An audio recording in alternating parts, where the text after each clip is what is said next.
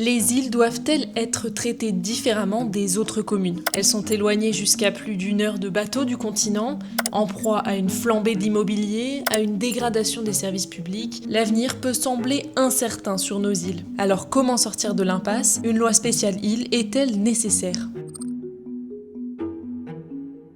Le quotidien de nos îles est une succession de défis. Nous, on est tellement petits qu'on n'a que 4 bateaux par an pour les déchets. Vous vous rendez compte, on doit faire des ballots, les stocker, donc c'est un problème les déchets. On est obligé de dessaler l'eau de mer, c'est très cher. C'est ça qui me prend l'essentiel de mon temps et tout notre budget.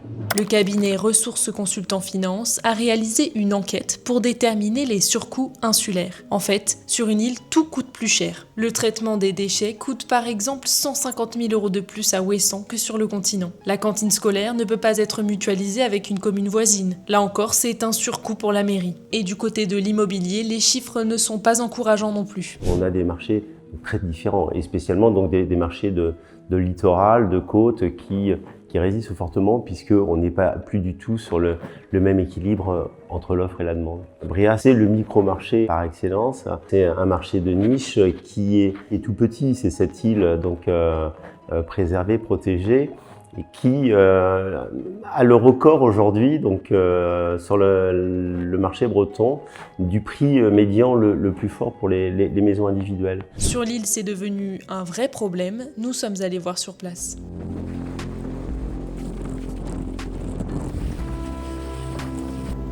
Voici donc arrivé sur l'île de Bréa. Toujours selon la Chambre des notaires, le prix de vente médian d'un bien immobilier en 2025 a atteint 700 000 € pour 89 mètres carrés. Un prix très élevé qui en fait l'île la plus chère de Bretagne et de l'Ouest. Les ventes et les locations sur l'île sont très rares. Pour mieux comprendre ce marché complexe, nous avons rencontré un agent qui a déjà traité plusieurs dossiers immobiliers sur l'île. Alors Bréa, c'est un marché spécifique parce que déjà on est sur une île avec un nombre de biens limité. Et sur ces 800 maisons, vous n'avez que 5-6 biens à vendre à l'année. Et donc ça en fait un marché vraiment exclusif à tout point de vue, c'est-à-dire la rareté des biens. C'est souvent des biens d'exception. On est sur un prix moyen à Bréa qui est de 7 500 € à peu près du mètre carré. 5 quais Portrieux, les pieds dans l'eau, très belle villa, 300 mètres carrés. La même à Bréa, c'est le double. C'est assez inéluctable parce que c'est un site magnifique et donc oui effectivement et après il y a la loi de l'offre et de la demande. Peut-être qu'à Bréa il y a autre chose à voir que la mer et les bateaux qui passent. Mais tout est compliqué. Les rendez-vous médicaux, j'ai des cheveux blancs, c'est aussi compliqué parce qu'il faut prendre la vedette, il faut les caler de façon à ce que vous puissiez arriver le matin, faire le trajet, puissiez avoir le retour le soir, et tout est compliqué. Olivier Carré, le maire de l'île, a aidé plusieurs couples à s'installer en 2025. Il va nous expliquer le défi que représente l'immobilier et le logement sur la commune. Ce qu'on voit, c'est que quand une maison, résidence principale de quelqu'un qui était à Bréa depuis 10 ans, 20 ans, même plus, quand il part, pour des raisons de santé, pour des raisons diverses et variées, c'est quasiment systématiquement racheté par un résident secondaire. Moi, mon rêve, ça serait qu'une maison qui était habitée par un résident permanent depuis 30 ans soit rachetée par une jeune famille avec des enfants qui vivrait à l'année sur l'île. Ça n'arrive pas parce qu'une jeune famille avec des enfants n'a pas les moyens aujourd'hui d'acheter sur Bréa. Ça, c'est clair. Et donc, face à ça, la seule possibilité pour la commune, pour attirer ces jeunes familles, attirer des enfants pour alimenter l'école, c'est de proposer des logements en location à l'année à des prix raisonnables.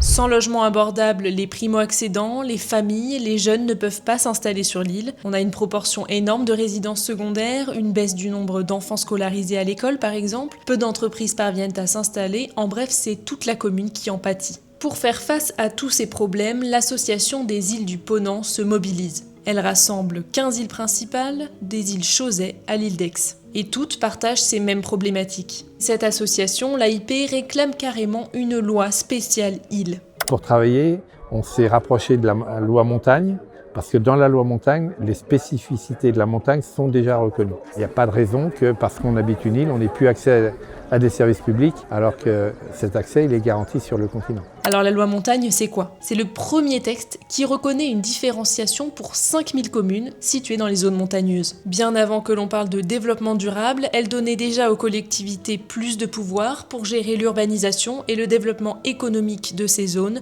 tout en protégeant les forêts et les paysages. Habituellement, on le rappelle, la loi française s'applique à toutes les communes de façon indifférenciée. Si l'on veut que la loi s'applique différemment selon les territoires, il faut que cela soit spécifié dans le texte. La loi montagne permet une dérogation pour ces communes-là. L'un des points particulièrement saillants de cette loi concerne notamment l'éducation. Dans la loi montagne, il est prévu que l'inspecteur d'académie peut tenir compte de la réalité du territoire avant de fermer une classe. Alors comment ça se concrétiserait? Eh bien l'AIP travaille sur une proposition de loi avec des dizaines de mesures pour faciliter l'administration des îles. Parmi elles, que le maire ait davantage de pouvoir de décision sur l'ouverture ou la fermeture d'une classe, la facilitation des locations à l'année pour les travailleurs ou l'indexation sur l'inflation de la dotation communale d'insularité. Pour faire avancer ce dossier, justement, les 15 îles se sont réunies mardi 10 février sur l'île de Bain. Ils ont fait venir la ministre de l'Aménagement du Territoire, Françoise Gatel, et nous nous y sommes également rendus.